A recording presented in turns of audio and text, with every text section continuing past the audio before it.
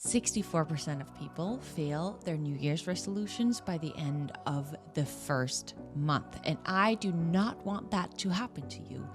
And so in today's podcast episode, because today as this episode is coming out is January 20th, I want to share with you the 10 reasons why people fall off track, why they don't actually reach their goals. And I'm going to speak a lot about when someone has set a fitness goal specifically, but almost every single one of the tips that I'm going to be sharing with you can be used when it comes to setting and achieving any goal in your life. Especially because a lot of us, when we set a fitness goal, we're focused on finding the perfect nutrition and finding the perfect workout plan. But really the reason why people fail has to do with mindset shifts. And I believe that if you really take in these 10 different reasons why I believe most people fail and you apply it, you will be one of the very few that by December of this year, you will have gotten most likely in the best shape of your life. Hi, my name is Pernilla, and this is my Challenge Your Norm podcast. I'm absolutely obsessed with anything related to personal development. And well, to grow, we got to challenge our norm. And so on this podcast, we chat about life and how we can challenge our normal way of living it to make it greater than we could have ever imagined. Just one little belief, habit, bold move, and challenge at a time.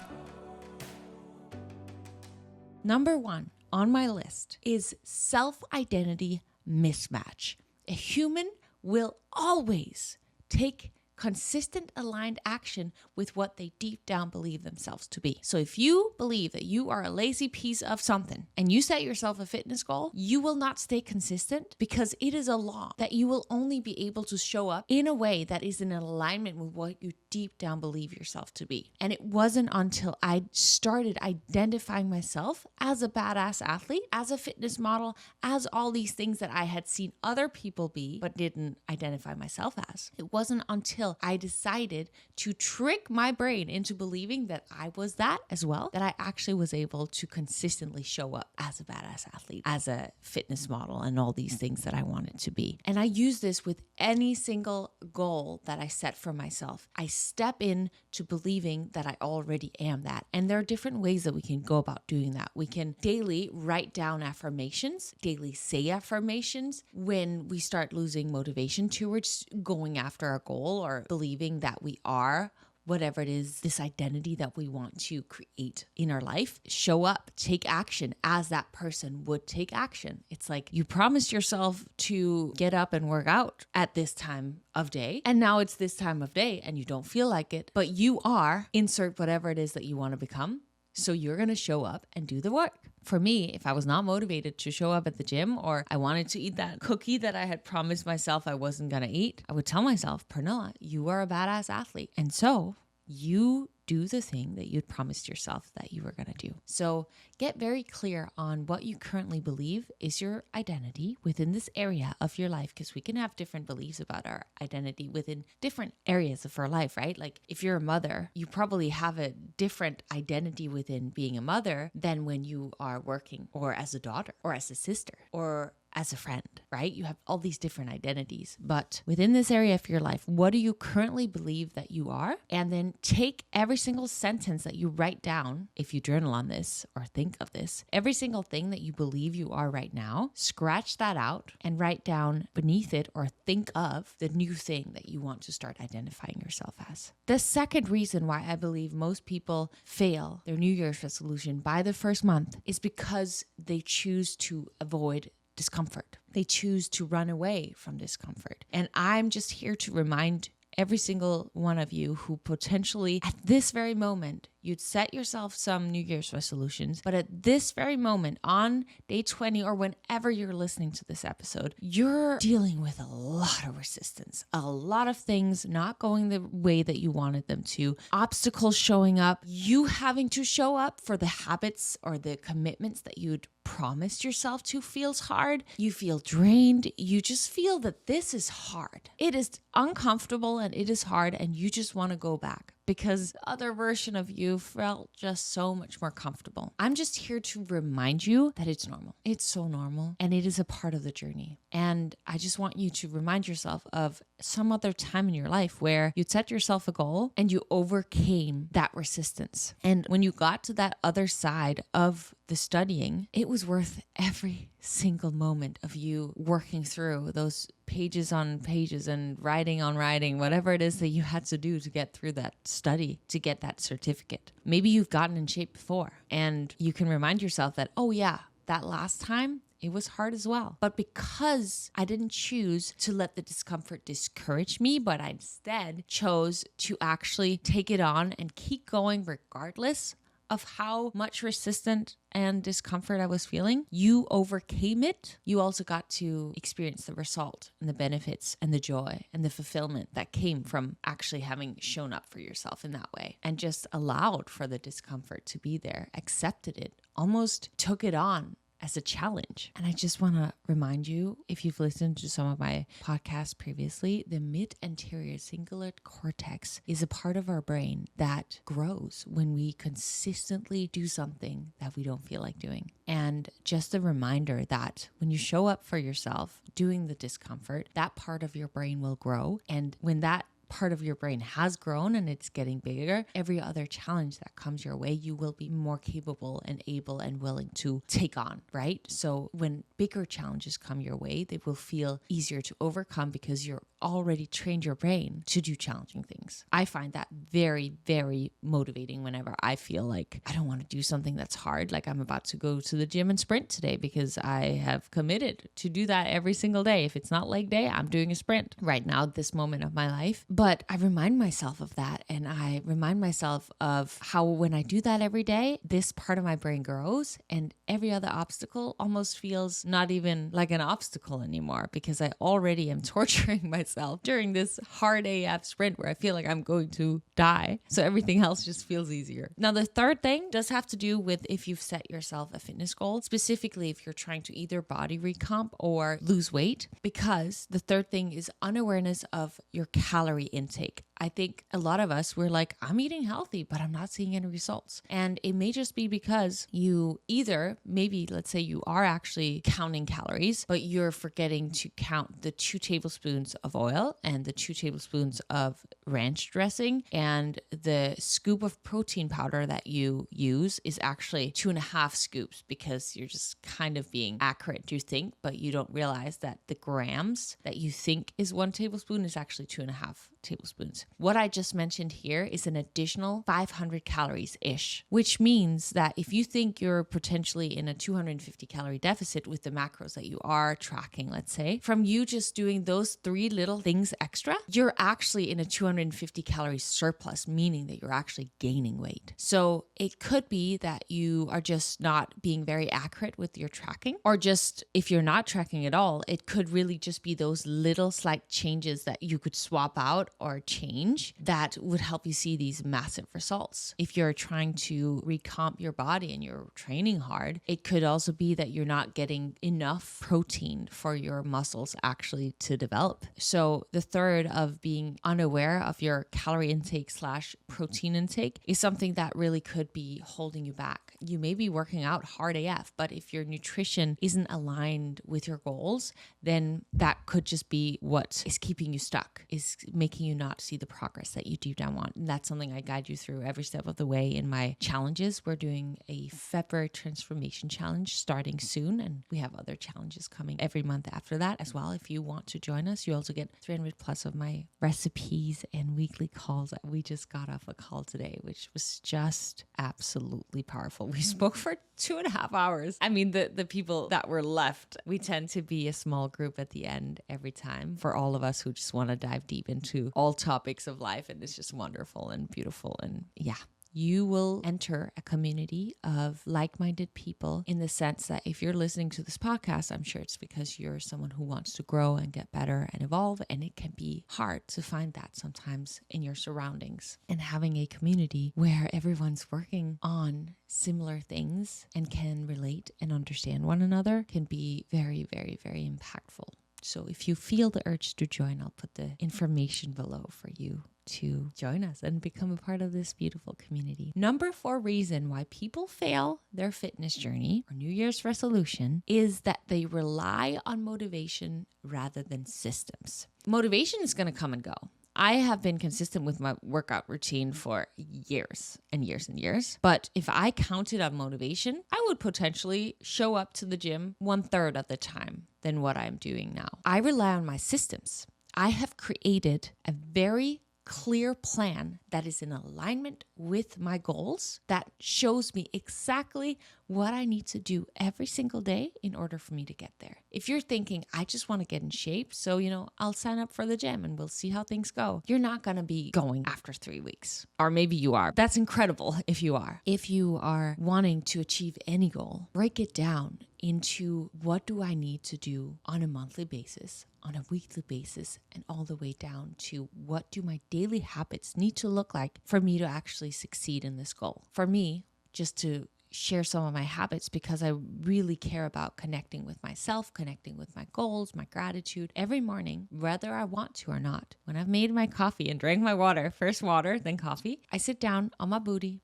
and I journal through different things. Right now, in this very moment, as I shared on a previous episode, I'm doing an avoidance list. I'm writing my goals down. I'm focusing on gratitude. I'm working through different challenges that I may be going through. Once I've journaled, I meditate, just 10 minutes, that's all. And then I dive deep into the most important task of my day, which is some sort of work-related thing. And then every day I also work out. And as I mentioned previously in this episode, right now I'm on this challenging myself journey. Unless it's leg day, I sprint every day. And it's only 10 minutes. I can do longer, but the baseline is only 10 minutes of madness discomfort every day. And then, of course, I have my workout routine that I follow, so that I do leg days, my upper body days, all of it. I get my steps in, all of that. When I first start any new goal, I just need one habit and then I build over time. Then I can start habit stacking and putting in more things. But if you're completely new to this, if 2025 is the first year where you're like, I'm going to get in badass shape, start with one thing. Maybe the first week, all you do is focus on your nutrition. Week 3 or week 2, maybe even, that's when you find a beginner's workout program and you start applying that. Maybe it's working out 2 days a week. And then little by little, the more your body adjusts, your mind adjusts to these new rhythms, habits, you can little by little add on more, but start small. And again, to go back, relying on motivation is not going to be the answer for long-term success, but relying on your systems and showing up, keeping the promises and the commitments that you make to yourself, that is what will get you there. And you may need an accountability partner. You may need something to keep you accountable.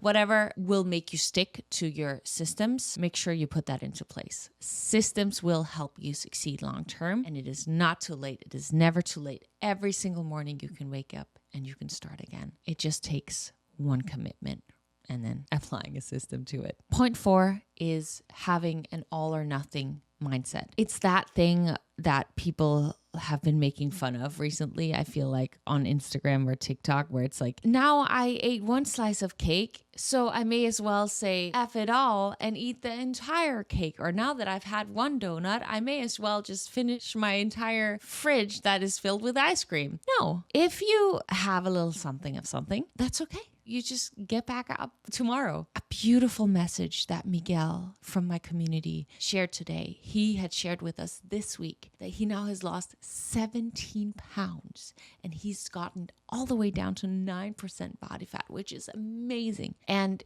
he shared how, first of all, wonderful it's been to have a community who just gets it. One of his first challenges that he brought up when I first got to meet him and speak with him in these group conversations was his struggle of when you're out with people and everyone's having beer and everyone's having pizza, when he really deep down wanted to commit to this fitness goal and have his sparkling water and a chicken salad. And today I asked him, because we were celebrating that he achieved this massive goal of his. And I asked him, what's one message that you would want to share with all of us who are still working towards our fitness goal? And he said that it was not a linear process. There were so many bumps and challenges and resistance on that journey, but I kept showing up. I did not let those little challenges and humps in the way hold me back. And if you're someone who has an all or nothing mindset, I really would love for you to just become aware of that just because you messed up for a day, it's not even messing up, it's a learning lesson. Just because something happened one day, maybe for a full week, maybe for a full month, maybe for years, it doesn't mean that you can't decide tomorrow to recommit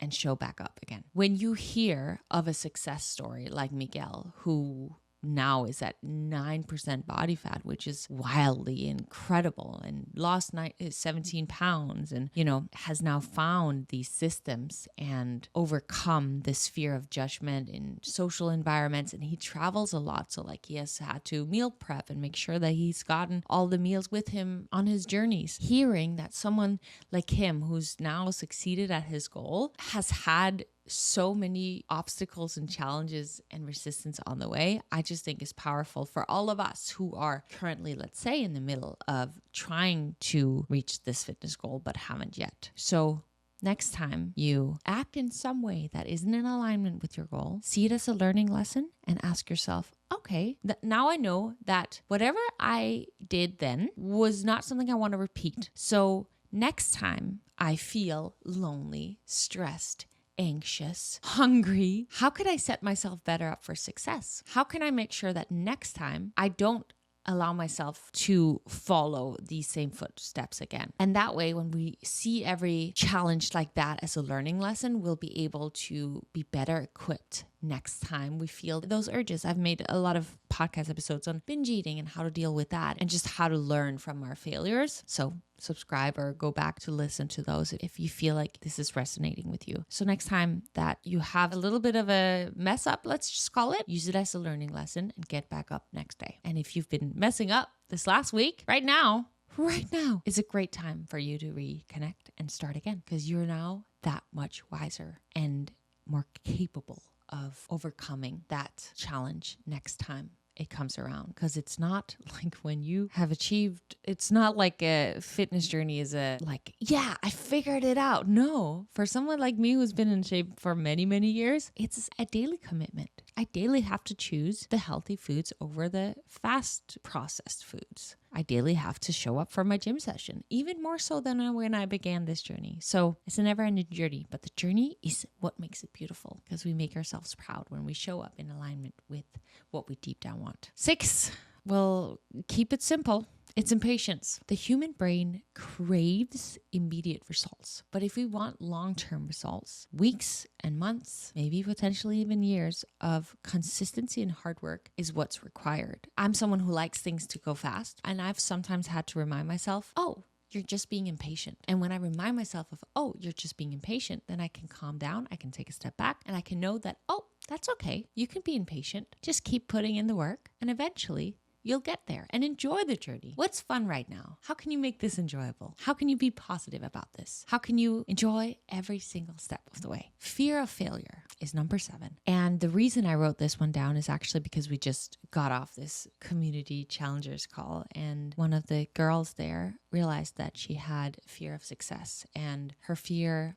as we dove deep into it, came from not feeling worthy of being happy if the people around her weren't happy. And I asked her if she thought it was okay for her to be happy if the people around her were not. Her first intuitive answer was that was like her inner struggle, was that she subconsciously felt like it wasn't okay for her to be happy if the people around her weren't happy. But then, her conscious brain knew that that wasn't really true. And the other thing, which you may be able to relate to, I can certainly relate to that, like feeling guilty almost about, why do I deserve happiness when there's so much cruelty all over the world? And the second thing was that, if I allow myself to feel happy, it can be taken away from me, which is something I also can relate to, both because I felt happy in the past, and then something has happened to me and it's been taken away. And so almost as a protective mechanism, I will protect myself from that extreme happiness because it then can be taken away from me. And what I asked her was, well, if you allow yourself to be happy and you find happiness again, if it were to be taken away from you, are you going to be capable and able to rebuild that happiness? And her response was yes. So we all have these different fears of success in our own way. Not all of us. Some people have fears of success, and it's about diving deep into it, because oftentimes what it really is a protective mechanism, keeping ourselves to not get hurt, not being controlled, different things. So if you do fear success, fear happiness, fear that what will happen when I reach this thing, dive deep into it. And like how I asked her questions, I ask myself these types of questions as well. I question my beliefs within that. Like, why do I not feel like I deserve to be happy? Why do I feel undeserving of success or fear becoming success? And it could be because of the expectations that are going to be put onto you, or, so many things. But diving deep and questioning yourself, questioning your beliefs, I think can help a lot of newfound awareness come to the surface. Now, the 8th point that I've written down on my little notepad is also one that is in relation to your actual fitness journey, because it has to do with focusing on burning calories over strength training. Because if you're someone who wants to body recomp, or potentially even like long-term weight loss, if you're constantly focusing on burning as much calories as possible and not developing muscle, we can talk about the benefits that come from actually building muscle and the longevity and just health in general, like all the ways that this will benefit you to build muscle. We could talk about that all day, but simply from I want to recomp my body, I want to lose fat and feel strong. If you're constantly focusing on burning calories, aka doing cardio, or look lean, and you're focusing on burning calories over strength training, that may be something to look into. Because if you're someone who wants to body recomp, yes, of course, if you have a lot of fat to lose, then burning calories and doing a lot of cardio can absolutely help you with that. But if you're really looking to body recomp, strength training really is the way to go. If you focus on hypertrophy, where you do 8 to 12 reps for 3 to 5 sets of each exercise and really focus on building muscle, that muscle will not only increase your calories burnt during rest, but your muscles will require more calories to rebuild. And that is really how you're going to gain that body recomp that you potentially may be seeking. Females are afraid of lifting heavy, building muscle, because they think they're going to look bulky. It's not true. You will only look bulky if you have a big layer of fat on top of a muscle. But if you are either in a slight caloric deficit or in maintenance, where you basically are lowering your body fat percentage while building your muscle mass, you will, even with being the same weight on the scale, you will body recomp and look leaner.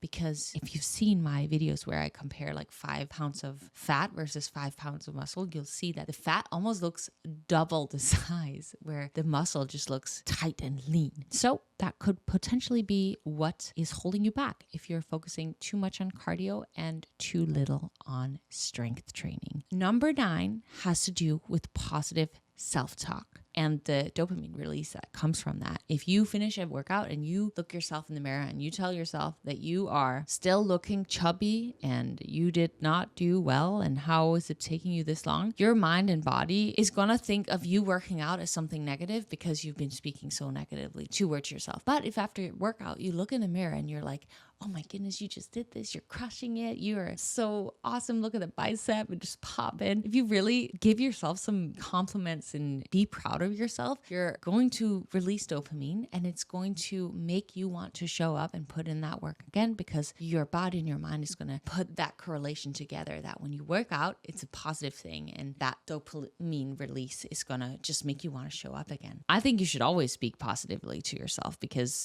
obviously, but potentially this could lead you to want to do that more. And I think that really could be why a lot of people fail, is because they keep speaking negatively towards themselves. They still don't have that self-love. And as we all know, we show up for what we love. The people in your life that you care about and that you love, you show up for them.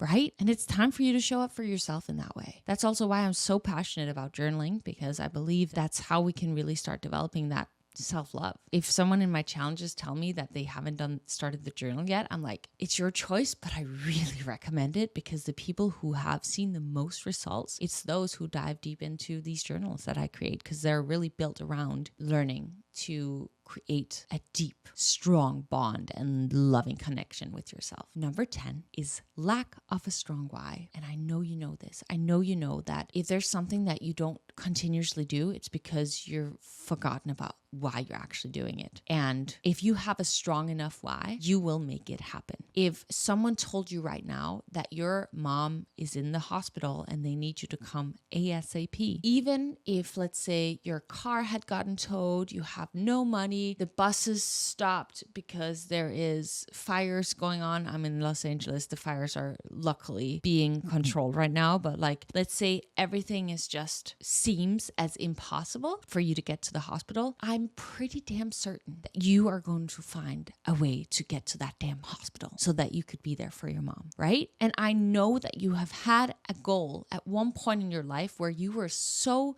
determined and committed to it, and nothing that got in your way held you back from actually going for it. And I am pretty damn certain that the reason was because you had such a strong why as to why it was essential, crucial, necessary for you to do it. So if you have not dug deep enough into why it is so crucially important for you to do this thing, whether it's be healthy for your kids, it's for you to be able to go on a trip where you could hike a mountain, whether it's because you want to freaking make a difference in this world. And for you to make a difference, you have to set an example for others that things can be hard, but you do not allow hardship hold you back from moving towards your goals. You can do anything when you put your mind to it. If your why is someone else, dig deep into it and remind yourself every single day. Maybe it's because you just want a six-pack and you want to go hit on some girls or guys. Maybe that's a strong enough why, and there's nothing wrong with that. I don't care what your why is, because whenever we embark on any challenge, we always learn so much more than what we initially thought we were going to get out of it, right? So I don't care what your why is. Just find a why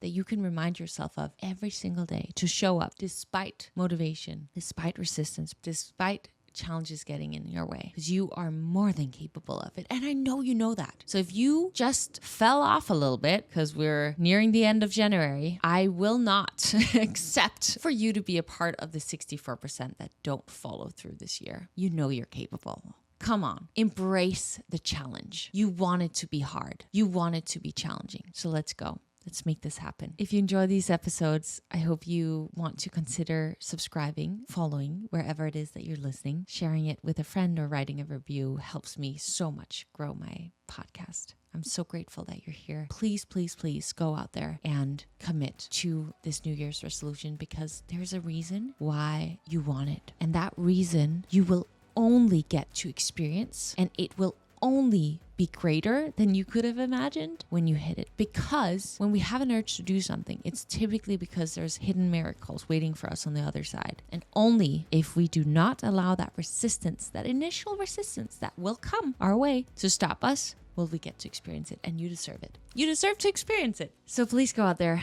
and challenge your norm today, because as I always end off this podcast with saying, in order for you to grow, you have to challenge your norm. Bye.